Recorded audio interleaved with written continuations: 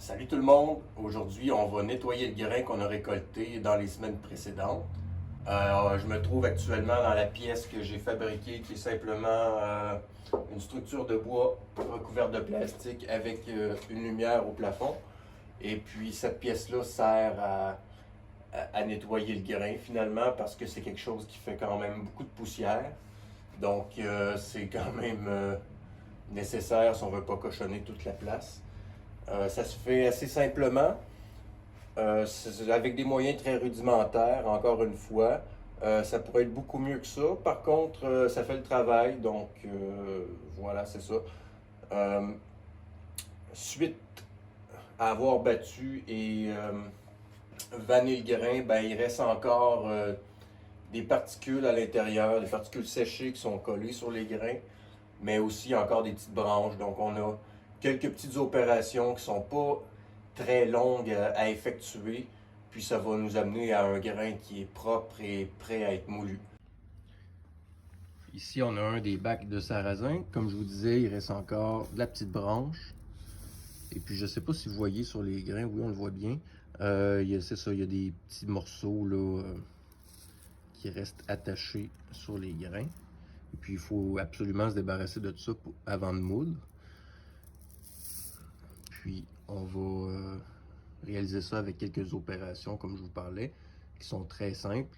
En fait, le principe, c'est vraiment d'agiter les grains, de les garder en mouvement. On veut qu'ils se collisionnent, on veut que tout ce qui adhère dessus puisse se décoller. Et puis, on veut s'en débarrasser de la manière la plus propre possible. Pour réaliser le nettoyage, on va avoir besoin de quelques outils. Le ventilateur qu'on avait utilisé la dernière fois pour vanner. Ça va servir à donner le dernier petit coup là, pour être certain qu'il reste pratiquement rien. Besoin d'une perceuse avec un mélangeur à peinture. Un crible fait à la va-vite. Ça fait le travail. Puis ici, on va avoir besoin de 2 seaux. Ici, j'ai fait un petit peu de bricolage. Celui-là, je ne lui ai pas touché, il est intact. Celui-ci, ben, j'ai retiré ça ici, pour être trop dérangeant. Et puis, je me suis servi du couvercle, j'ai fait un trou dedans. Puis, je suis venu asseoir un grillage métallique. Puis, je l'ai mis en serre avec le couvercle. Et puisqu'il y avait des petits morceaux métalliques là, qui dépassaient, qui auraient pu blesser, ben, j'ai mis du tape partout autour. Et puis, au fond de la chaudière, ben, j'ai fait un trou. C'est là que va entrer le grain.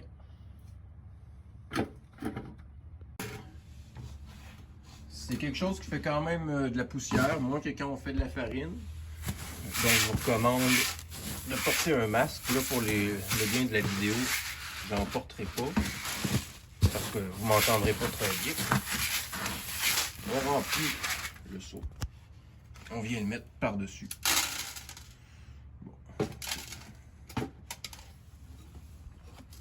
Et puis là, ce qu'on va faire, c'est qu'on va venir agiter avec ça.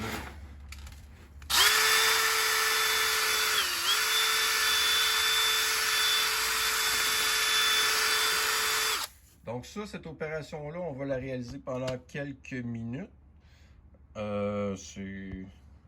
J'ai pas de temps à conseiller. Vous allez le voir, l'aspect du grain va changer, il va devenir beaucoup plus noir parce qu'il va avoir perdu plein de poussière et d'autres particules. Donc c'est ça, on va agiter comme ça pendant quelques minutes et je vous montre le résultat.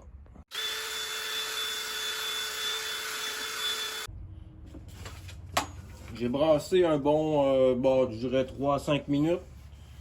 Puis je vous recommande d'avoir un aspirateur à proximité.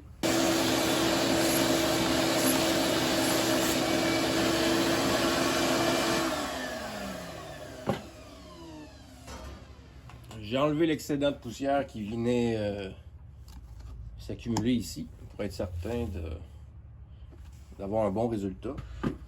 Puis je vous montre ce que j'ai réussi à sortir de tout ça. Donc comprenez que c'est une étape importante.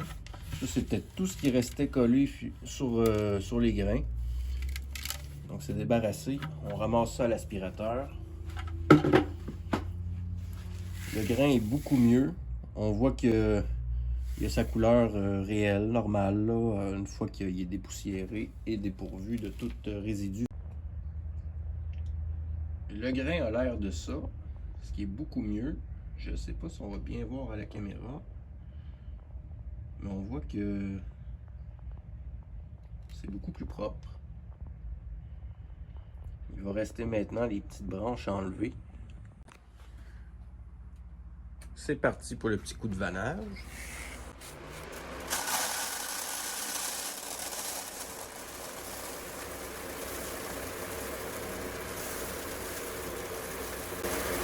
Quand on voit quand on a l'impression qu'il y a beaucoup de grains qui tombent à côté, souvent ce sont des grains dans lesquels il n'y aurait pas de farine de toute manière. L'intérieur ne s'est pas développé.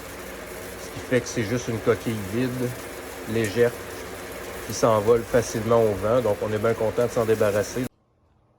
Une fois le vannage terminé,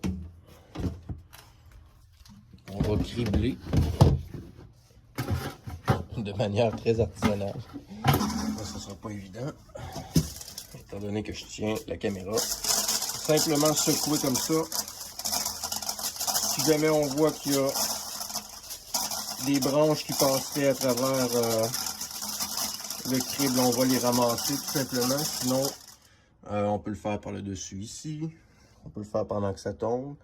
L'important, c'est de s'en débarrasser le plus possible. Puis de toute manière, vous allez voir pendant que je vais faire une vidéo pour montrer comment moudre finalement. Vous allez voir qu'il y a une autre petite opération de pré-nettoyage juste avant de le mettre dans le moulin pour être certain que tout est parfait. De retour, dans mon seau ici, j'ai 10 kg. On a une belle qualité, ça a bien de l'allure. Il n'y a rien de parfait, évidemment. C'est pour ça qu'on donne un petit coup là, juste avant de moudre. Vous allez voir ça dans la prochaine vidéo. Et on voit bien la différence. On voit que lui est beaucoup plus sale, tandis que lui, on voit la couleur du grain parfaitement. Donc il est prêt à être moulu. C'est ça qui est ça. C'est la manière actuellement la plus rapide que j'ai de faire de tout ce que j'ai expérimenté là, dans les 4 dernières années.